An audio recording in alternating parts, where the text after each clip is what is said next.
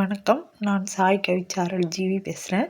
இதுக்கு முன்னாடி TNPSC, TRP எழுதுகிறவங்களுக்காக ஒரு வீடியோ போட்டேன். முதல் வீடியோ அதில் 10ஆம் வகுப்பு பாடத்தில் முதல் பொருண்மையில் இருக்கிற உட்பிரிவில் இருக்கிற எல்லா ஆசிரியர்களையும் ஒரே தளத்துக்கு கொண்டு வந்து எப்படி படிக்கலாம், என்னென்ன செய்திகள் அதில் இருக்குது, அதை எப்படி படிக்கலாம், விடைகளை எப்படி ஞாபகம் வச்சுக்கலாம் அப்படின்றத பற்றியெல்லாம் முன்ன வீடியோவில் சொல்லியிருக்கிறேன். முன்ன வீடியோ பார்க்காதவங்க போய் பார்த்துருங்க. இது 2வது வீடியோவில் அந்த பாடத்துக்கு பின்னாடி இருக்கிற பின் குறிப்புகள் என்னென்ன இருக்குது, அதில் என்னென்ன செய்திகள் நமக்கு சொல்லப்பட்டிருக்கிறதுன்றதை பற்றியும், அதை படிச்சுட்டு அதில் என்னென்ன கேள்விகள் கேட்பாங்க, அதுக்கு எப்படி விடைகளை ஞாபகம் வச்சுக்கலான்றதை பற்றியெல்லாம் இதில் விளக்கமாக கொடுத்துருக்கேன். நீங்கள் எல்லாருமே கடைசி வரைக்கும் இதை பாருங்கள். நேரில் படிக்கிற மாதிரியே உங்களுக்கு எல்லாம் விளக்கமாக இருக்கும். அதனால் இது எல்லோரும் கவனமாக பாருங்கள். வாங்க வீடியோக்குள்ளே போகலாம். இப்போ நாம் இந்த வீடியோவில் பெண் குறிப்புகளை பற்றி பார்க்கலாம். பெண் குறிப்புகள் என்னென்ன இருக்குது, அதில் என்னென்ன செய்திகள் சொல்லப்பட்டிருக்குதுன்னு பார்க்கலாம். குறிப்பு கட்டகமாக ஒரு குறிப்பு கொடுத்துருப்பாங்க. யார் இவர், தெரியுமா, எத்திசையும் புகழ் மணக்க, தெரிந்து தெளிவோம், இப்படி 5 வகையாக செய்திகள் நமக்கு 5 வகையான தலைப்புகளில் இருக்கும். பாருங்கள் இது மாதிரி. இப்போ இது மாதிரி பேப்பரில் எல்லா செய்திகளையும் ஒன்றா கொண்டு வந்துடலாம். ஆனால் இது சின்னதாக இருக்குது, உங்களுக்கு தெரியாது. அதனால் கடைசியில் பெருசு பண்ணி காமிக்கிறேன். இப்போ பாருங்கள், 10ஆம் வகுப்பில் பொறுமை 1 மொழியில் பின்குறிப்பாக என்னென்ன தலைப்பில் எக்ஸ்ட்ரா இன்ஃபர்மேஷன் கொடுத்துக்கிறாங்கன்றதை பற்றி இவ்வளோ நேரம் என்னென்ன தலைப்புன்னு பார்த்தோம். அந்த தலைப்புக்குள்ளே என்னென்ன செய்திகள் கொடுத்துருக்காங்க, அதை எப்படி நாம் ஞாபகம் வச்சுக்கலாம் அப்படின்றத பார்க்கலாம். இப்போ பாருங்கள், இந்த 3வது பக்கத்தில் 10ஆம் வகுப்பு தமிழ் புத்தகத்தில் 3வது பக்கம் இது மாதிரி ஒரு கட்டம் கொடுத்துருப்பாங்க. சாகும் போதும் தமிழ் படித்து சாக வேண்டும் என்றன் சாம்பலும் தமிழ் மணந்து வேக வேண்டும் அப்படின்னு யார் சொல்லியிருக்கிறாருன்னா சச்சிதானந்தன் சொல்லியிருக்காரு. இப்போ இதுக்கு என்ன கொஸ்டின் கேட்பாங்கன்னா, சாகும்போதும் தமிழ் படித்து சாக வேண்டும் என்றன் சாம்பலும் தமிழ் மணந்து வேக வேண்டும் என்றவர் அப்படின்னு கொடுத்துட்டு கீழே 4 ஆப்ஷன் கொடுப்பாங்க. நீங்கள் எப்படி இவர் தான் ஞாபகம் வச்சுக்கணும்னு சொன்னால், இப்படி ஒரு குறிப்பு ஞாபகம் வச்சுக்கலாம். சாகும்போதும் சாம்பலும் சச்சிதானந்தன் அப்படி வச்சுக்கலாம். ஆனால் இதில் ஒரு சிக்கல் இருக்குது. என்னென்னா முதல் எழுத்தாக கொண்ட வேறொரு ஆசிரியர் பேர் கொடுத்துட்டாங்கன்னா அப்போ உங்களுக்கு கன்ஃபியூஸ் ஆகிடும். அந்த கன்ஃபியூஸ் இல்லாமல் இருக்கிறதுக்கு இன்னொரு குறிப்பு தரேன். சாம்பலும் தமிழ் மணந்து வேக வேண்டும், அப்படி வெந்தால் அவர் ஆனந்தமாக வெந்துருவாராம். இப்படி ஞாபகம் வச்சுக்கலாம். சச்சிதானந்தன். இப்போ இப்படி ஞாபகம் வச்சுக்கிட்டிங்கன்னா 2 குறிப்பு இருக்குது. சா 1, ஆனந்தன் 1. இது 2ம் ஞாபகம் வச்சுக்கிட்டிங்கன்னா எப்போவுமே மறக்காது உங்களுக்கு. அடுத்த தலைப்பில் என்ன கொடுத்துக்கிறாங்க அப்படின்னு பார்க்கலாம் வாங்க. அடுத்ததாக இப்போ நம்ம யார் இவர்ன்ற தலைப்பில் என்ன செய்தி கொடுத்துருக்காங்கன்னு பார்க்கலாம். இது தமிழ் திரு இரா இளங்குமரனார் பற்றி தான் சொல்கிறாங்க. இதெல்லாம் சொல்லிவிட்டு கடைசியில் தான் அவருடைய பேர் கொடுத்துருப்பாங்க. நம்ம முதல்லையே தெரிஞ்சுக்கினா ஒவ்வொரு இதுக்கும் இளங்குமரனார்ன்றது ஞாபகம் வச்சுக்கலாம். தமிழாசிரியராக இருந்தவர், நூலக பணிகளை விரும்பி செய்தவர், சொல்லாராய்ச்சியில் பாவாணரும் வியந்த பெருமகனார். பாவாணர் தான் சொல்லாராய்ச்சியில் உச்சம் தொட்டவர், நம்ம ஏற்கனவே பார்த்தோம். இருந்தாலும் அவரே இவரை பாராட்டினார். திருச்சிராப்பள்ளிக்கு பக்கத்தில் அல்லூர்ன்ற ஒரு ஊரில் திருவள்ளுவருக்கு தவச்சாலை அமைச்சார். அப்புறம் பாவாணர் நூலகம் ஒன்று உருவாக்குனார். தமிழகம் முழுவதும் திருக்குறள் சொற்பொழிவு நடத்தினார். தமிழ்வழி திருமணங்கள் நடத்தினார். விழிகளை இழக்க நேரிட்டால் கூட தமிழினை இழந்துவிடக்கூடாது என்பதற்காக திருவிக்கா போல இமைகளை மூடியபடி எழுதும் ஆற்றல் கொண்டவர். அதுக்கப்புறம் இவர் எழுதிய நூல்கள்னு பார்த்திங்கன்னா 10 நூல்கள் கொடுத்துருக்குறாங்க. தேவநேயம், பாவாணர் வரலாறு, இலக்கண வரலாறு, தமிழிசை இயக்கம், தனித்தமிழ் இயக்கம், குண்டலகேசி உரை, யாப்பருங்கல முறை, புறத்திட்டு உரை, திருக்குறள் தமிழ் மரபுரை, காக்கைப்பாடினியார் உரை, இன்னும் பற்பல நூல்கள் எழுதியிருக்கிறாரு. இருந்தாலும் இவருடைய தரத்தை உயர்த்திய நல்முத்துக்கள் அப்படின்னு இந்த நூல்கள் எல்லாம் சொல்லுவாங்க. இது இப்போ நீங்கள் இந்த யார் இவரில் என்னென்ன ஞாபகம் வச்சுக்கணும் அப்படின்னா, இளங்குமரனார் ஃபஸ்ட்டு மெயினாக நீங்கள் ஞாபகம் வச்சுன்னு, இளங்குமரனார் பாவாணர் பிடிக்கும் அவருக்கு, தேவநேய பாவாணரை, திருவள்ளுவரை பிடிக்கும், தமிழ், இது அப்படியே சேர்த்து பின் பண்ணிக்கணும் இவங்க 4 பேரையும். இளங்குமரனார், தேவநேய பாவாணர், திருவள்ளுவர், தமிழ். இப்படி இதை வச்சுக்கிட்டிங்கன்னா அவர் தேவநேய பாவாணருக்காக என்ன பண்ணிக்கிறாருன்னா, பாவாணர் வரலாறு ஒன்று எழுதிக்கிறார். தேவநேயம்னு ஒரு நூல் எழுதிக்கிறாரு. பாவாணர் வரலாறு எழுதிக்கிறாரு. பாவாணருக்காக ஒரு நூலகம் அமைச்சுக்கிறார். அதனால் அது 3ம் பாவாணரே இவரை வியந்து பாராட்டுகிறார். பாவாணரையும் அவரையும் சேர்த்து வச்சு நம்ம இதுதான் ஞாபகம் வச்சுக்கணும். அடுத்தது திருவள்ளுவருக்காக என்ன பண்ணிக்கிறாருன்னா, திருச்சிராப்பள்ளி அல்லூரில் திருவள்ளுவருக்கு தவச்சாலை அமைச்சுக்கிறாரு. அதோடு இல்லை, தமிழகம் முழுவதும் திருக்குறள் சொற்பொழிவு நடத்தினார். இப்போல்லாம் சொற்பொழிவு நடத்துகிறாங்க இல்லையா, பக்திக்கு, அப்புறம் மகாபாரதம், இது மாதிரி தமிழகம் முழுவதும் திருக்குறள் சொற்பொழிவு நடத்தினார் இவர். இப்போ திருவள்ளுவரை பற்றி பார்த்தா, திருவள்ளுவருக்காக ஒரு தவச்சாலை அமைச்சார், சொற்பொழிவு நடத்தினார். இது ஞாபகம் வச்சுக்கணும். பாவாணருக்குன்னு பார்த்தீங்கன்னா, தேவநேயம் அவர் பேர்லூர்லேயே ஒரு நூல் எழுதியிருக்கிறார். தேவநேயம்னு ஒரு நூல் எழுதினார். பாவாணர் வரலாறுன்னு ஒரு நூல் எழுதினார். அவர் பேரில் ஒரு நூலகம் ஒன்று அமைச்சார் பாருங்க, பாவாணர் நூலகம் அமைச்சிக்கிறார். இதெல்லாம் ஞாபகம் வச்சுக்கணும். நீங்கள் தமிழுக்காக என்ன பண்ணாருன்னு பார்த்தீங்கன்னா பாருங்கள், இலக்கண வரலாறு எழுதியிருக்கிறாரு. தமிழ் இலக்கண வரலாறு தான். அதுக்கடுத்து தமிழிசை இயக்கம், தனித்தமிழ் இயக்கம், இதுக்கெல்லாம் உரை எழுதியிருக்கிறார். இதெல்லாம் தமிழுக்காக அவர் செஞ்சு தான். தமிழ் நூல்கள் எழுதியிருக்கிறார் நிறைய. அப்புறம் இது தமிழுக்காக வேறு என்ன செஞ்சாருன்னா, இவைகளை மூடிப்படி எழுதுறதுக்கெல்லாம் கற்றுக்கிட்டாரு. ஏன்னா விழிகள் இழந்தால் கூட தமிழ் இழக்கக்கூடாது அப்படின்னு தமிழ் வழியில் தீர்மானம் நடத்தினார். அதனால் தமிழுக்குன்னு பார்க்கும்போது இதெல்லாம் செஞ்சுருக்காரு. இது ஞாபகம் வச்சுக்கிட்டிங்கன்னா ஈஸியாகும் பிரித்து. இப்போ இந்த நூல்கள் ஞாபகம் வச்சுக்கிறதுக்கு இன்னொரு குறிப்பு கூட நான் தரேன் பாருங்கள். தேவநேய பாவாணர் மேலே அவருக்கு ரொம்ப பிரியம். அதனால் தேவநேயம் ஃபஸ்ட்டு நூல். தேவநேயம் 1, 2 வரலாறு, அதாவது பாவாணர் வரலாறு. பாவாணர் இலக்கணம் எழுதின மாதிரியே இவரும் இலக்கண வரலாறு எழுதினார். அதனால் பாவாணர் வரலாறு, பாவாணர் செய்த அதே வேலையை இவரும் செஞ்சுக்கிறாரு. இப்படி ஞாபகம் வச்சுக்கோங்க. இலக்கண வரலாறு அவரும் எழுதிக்கிறாரு, இவரும் எழுதிக்கிறாரு. அதுக்கடுத்தது தமிழிசை இயக்கம் தமிழுக்காகனும்போது தமிழிசை இயக்கம், தனித்தமிழ் இயக்கம், 2 இயக்கங்கள். அதை உரைகளெல்லாம் எழுதியிருக்கிறார். 5 உரை. அதாவது 1 நேயம், 2 வரலாறு, 2 தமிழுக்காகனா 2 இயக்கம். அதாவது தமிழிசை, தனித்தமிழ் 2 இயக்கம், 5 உரை. 1 நேயம், 2 வரலாறு, 2 இயக்கம், 5 உரை. இப்படி ஞாபகம் வச்சுக்கோங்க.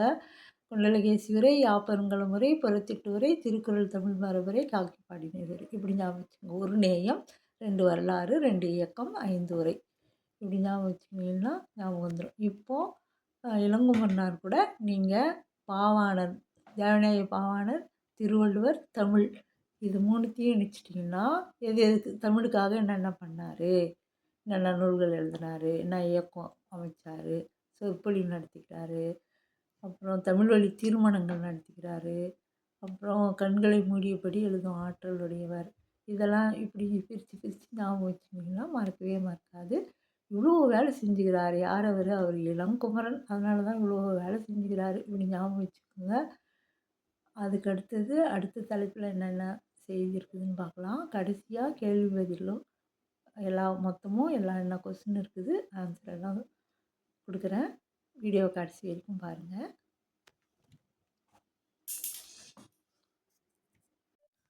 அடுத்து பாருங்கள், தெரியுமா அப்படின்ற தலைப்பில் 7வது பக்கம் ஒரு செய்தி கொடுத்துருக்குறாங்க. உலகத்திலேயே ஒரு மொழிக்காக உலக மாநாடு நடத்திய முதல் நாடு மலேசியா. அம்மாநாட்டுக்குரிய முதல் மொழி தமிழ் மொழி. உலகத்திலேயே ஒரு மொழிக்காக மாநாடு நடத்துறது மலேசியா நாடு தான் முதலாக. அது எந்த மொழிக்காக நடத்துனாங்கன்னா தமிழ் மொழிக்காக நடத்துனாங்க. இதுதான் அந்த 7வது பக்கம் தெரியுமா அப்படின்ற பகுதியில் கொடுத்துருக்குறாங்க. அடுத்தது 12வது பக்கம் ஒரு தெரியுமா. முதல் தமிழ் கணினி பற்றி அதில் சொல்லியிருப்பாங்க. அது எப்படின்னா 1983 செப்டம்பர் மாதம் தான் முதல் தமிழ் கணினி கண்டுபிடிச்சாங்க. அது யாருடைய பேரில் இருக்குதுன்னா, தமிழ்மறை திருக்குறளை எழுதிய திருவள்ளுவர் பெயரில் இருக்குது. முதல் தமிழ் கணினி பெயர் திருவள்ளுவர். தயாரித்த நிறுவனம் TCM டேட்டா ப்ரொடெக்ட். இந்த நிறுவனம் கண்டுபிடிச்சாங்க, முதல் முதல் தயாரிச்சாங்க. அதில வந்து 2 மொழியும் தமிழ் மட்டும் இல்ல. அது முதல் தமிழ் கணினி தான். இருந்தாலும் ஆங்கிலமும் அதில கையாள முடியும். முதல் முதலா தேனாம்பேட்டையில் உள்ள புள்ளிவிவரத்துறை அலுவலகத்திலிருந்து தலைமைச் செயலகத்துக்கு செய்திகளையும் கோப்புகளையும் பரிமாறிக்கொண்ட நேர்வழி, முதல் நேர்வழி கணினியும் இந்த திருவள்ளுவர் தான். இந்த 2 முக்கியமான செய்தி வந்து இதில குடுத்துருக்காங்க. இது ஞாபகம் வச்சுக்கோங்க.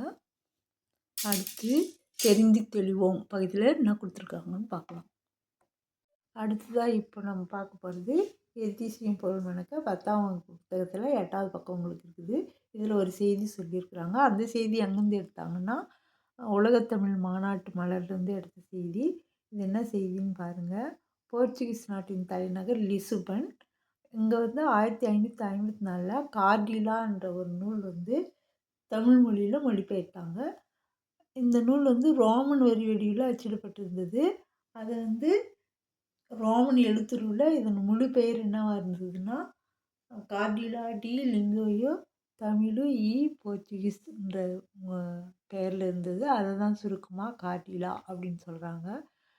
இது வந்து கருப்பு சிவப்பு 2 வண்ணங்கள்லையும் நேர்த்தியாக அச்சிடப்பட்டது. இந்திய மொழிகளிலேயே மேலை நாட்டு எழுத்துருவில் முதல்ல அச்சேறியது தமிழ் தான். இந்தியாவில் எத்தனையோ மொழி இருக்குது. ஆனால் இந்த மாதிரி போர்ச்சுகீஸ் நாட்டில் முதல்ல அச்சேறியது தமிழ் தான். இது நாம் ஞாபகம் வச்சுக்க வேண்டியது.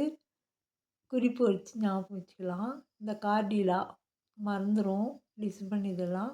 அதனால் என்ன பண்ணலான்னா, கார்டிலாவில் இருக்கிற காரு ஃபஸ்ட்டு பாதியும், லிஸ்பனில் இருக்கிற பின்னாடி பன்னும் ஞாபகம் வச்சுக்கோங்க.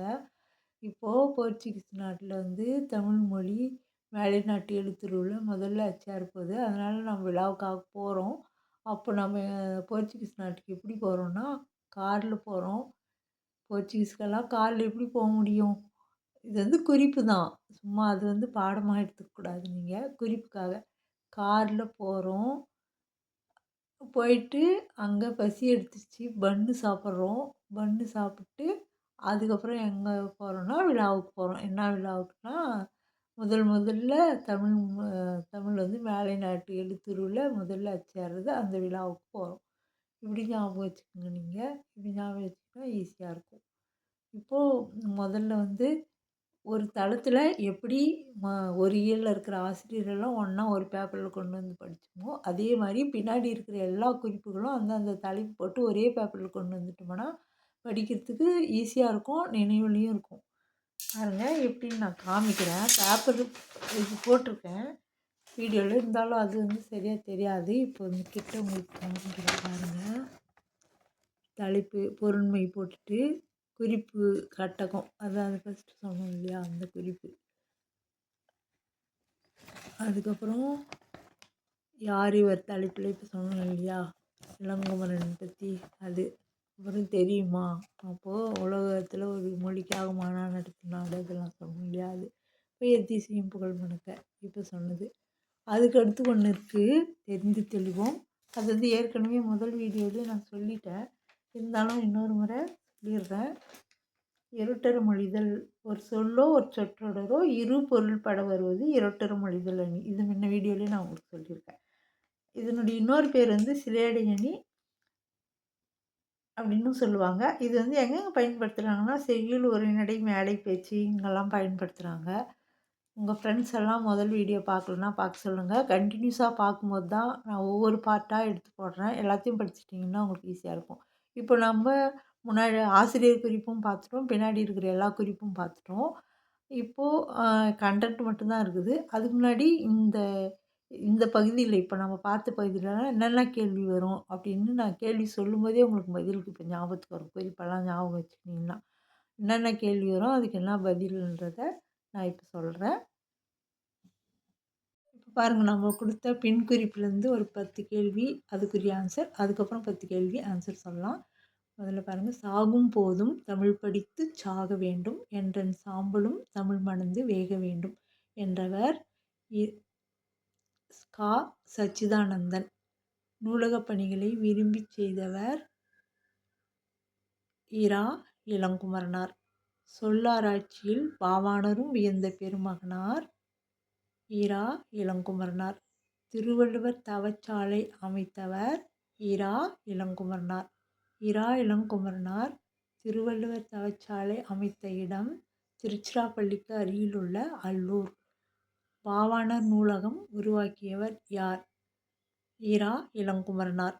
தமிழகம் முழுவதும் திருக்குறள் சொற்பொழிவுகளை வழங்கியவர் யார்? இரா இளங்குமரனார். விழிகளை இழக்க நேரிட்டால் கூட தாய் தமிழினை இழந்துவிடக்கூடாது என்று எண்ணியவர் யார்? இரா இளங்குமரனார். திருவிக போல இமைகளை மூடியபடி எழுதும் ஆற்றல் கொண்டவர் யார்? இரா இளங்குமரனார். இரா இளங்குமரனார் எழுதிய நூல்கள் யாவை? நான் கொடுத்த குறிப்பு உங்களுக்கு ஞாபகம் இருக்கும்னு நினைக்கிறேன். இருந்தாலும் இன்னொரு முறை சொல்கிறேன், நூல்களையும் சொல்கிறேன். ஆனால் இது மாதிரி நூல்கள் யாவைன்னெல்லாம் உங்களுக்கு கேட்க மாட்டாங்க. ஏதாவது நூல் கொடுத்துட்டு இதை எழுதியவர் அப்படின்னு கீழே ஆப்ஷனில் இளங்குமரனார் வரும். இல்லைன்னா இளங்குமரனார் எழுதிய நூல்களுள் ஒன்றுன்னு சொல்லிட்டு கீழே ஒரு நூல் கொடுப்பாங்க. இது எல்லாமே தெரிஞ்சால் நம்ம எது கேட்டாலும் எழுதிட முடியும். இப்போ இதுக்கு குறிப்பு ஞாபகம் சொல்கிறேன் பாருங்கள். தேவநேயம், அதாவது ஒரு நேயம்னு சொன்னேன் இல்லையா, அது. 2 இயக்கம், தமிழிசை இயக்கம், தனித்தமிழ் இயக்கம். அதுக்கடுத்தது 2 வரலாறு, இலக்கண வரலாறு, பாவாண வரலாறு. அதுக்கடுத்தது 5 உரை சொன்னேன். குண்டலகேசி உரை, யாப்பருங்கலம் உரை, புறத்திரட்டு உரை, திருக்குறள் தமிழ் மறைவுரை, காக்கை பாடினியம் உரை. இந்த 10 நூல்களில் இது ஞாபகம் வச்சுக்கிட்டிங்கன்னா எப்படி கேட்டாலும் நம்மளால் எழுத முடியும். வெறுமனே கேள்வி பதிலாக கூட படிக்கலாம். ஆனால் இது மாதிரி கேள்விங்களை கொஞ்சம் மாற்றி கேட்டால் கூட நம்ம கரெக்டாக தெரியணுன்னா எல்லாத்தையும் படித்து வச்சுக்கினா தான் முடியும். அடுத்து இன்னும் ஒரு 10 கேள்வியும் அதுக்குரிய ஆன்சரும் கொடுக்குறேன், நோட் பண்ணிக்கோங்க. இப்போ பாருங்கள், 11வது கொஸ்டின். உலகத்திலேயே ஒரு மொழிக்காக உலக மாநாடு நடத்திய முதல் நாடு எது? மலேசியா. மொழிக்காக நடத்தப்பட்ட முதல் மாநாட்டுக்குரிய மொழி எது? தமிழ். தமிழ் மறை என போற்றப்படும் நூல் எது? திருக்குறள். முதல் தமிழ் கணினியின் பெயர் என்ன? திருவள்ளுவர். முதல் தமிழ் கணினி எப்போது உருவாக்கப்பட்டது? 1983. முதல் தமிழ் கணினியை உருவாக்கிய நிறுவனம் எது? DCM data product. முதல் தமிழ் கணினியின் எந்தெந்த மொழிகள் கையாளப்பட்டன? தமிழ், ஆங்கிலம். தேனாம்பேட்டை புள்ளிவிவரத்துறை அலுவலகத்திற்கும் தலைமைச் செயலகத்திற்கும் கோப்புகளையும் செய்திகளையும் பரிமாறிக்கொண்ட முதல் நேர்வழி கணினி திருவள்ளுவர். அடுத்தது 19வது கேள்வி. போர்ச்சுகீஸ் நாட்டின் தலைநகரம் லிஸ்பன். அடுத்த கொஸ்டின். லிஸ்பனில் முதலில் தமிழில் மொழிபெயர்க்கப்பட்ட நூல் கார்டிலா. கார்டிலா எந்த வரி வடிவில் அச்சிடப்பட்டது? ரோமன் வரி வடிவம். இந்த கேள்வி கூட ஒரு முறை கேட்டிருந்தாங்க. நூல் எல்லாம் விட்டுட்டாங்க, எந்த வரி வடிவில் அச்செடுக்கப்பட்டது அப்படின்னு ஒரு கொஸ்டின் பேப்பரில் நான் பார்த்தேன், அதனால் உங்களுக்கு சொல்கிறேன். இந்திய மொழிகளிலேயே மேலை நாட்டில் முதலில் அச்சேறிய நூல் எது? தமிழ். அதுக்கடுத்து பார்த்திங்கன்னா, கார்டிலா என்னும் நூல் எந்த ஆண்டு தமிழில் மொழிபெயர்க்கப்பட்டது? 1554. கார்டிலா எந்தெந்த வண்ணங்களில் அச்சிடப்பட்டிருந்தது? கருப்பு, சிவப்பு.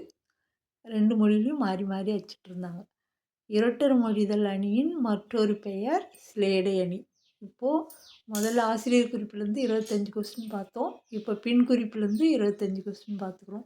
இந்த மொத்தம் 50 கொஸ்டினுக்கும் நீங்கள் திரும்பி திரும்பி வீடியோ பார்த்துனாலும் நீங்கள் ஞாபகம் வச்சுக்கோங்க. ஆனால் உங்களுக்கு அப்படி பார்க்கணுன்னு இருக்காது. ஏன்னா நம்ம குறிப்பெல்லாம் கொடுத்ததுனால உங்களுக்கு கேள்வி கேட்கும்போதே உங்களுக்கு ஞாபகத்துக்கு வரும்னு நினைக்கிறேன். அடுத்த வீடியோவில் இன்னும் நிறைய இதே மாதிரி பார்ட்டாக பிரித்து உங்களுக்கு தெளிவாக கொடுப்பேன். உங்கள் ஃப்ரெண்ட்ஸுக்கெல்லாம் சொல்லுங்கள், எல்லாருக்கும் ஷேர் பண்ணுங்கள். ஏதாவது மாற்றி வேறு ஏதாவது உங்களுக்கு தேவைன்னா கமெண்ட்டில் சொல்லுங்கள். அதுக்கேற்ற மாதிரி நான் ரெடி பண்ணி கொடுப்பேன். நன்றி.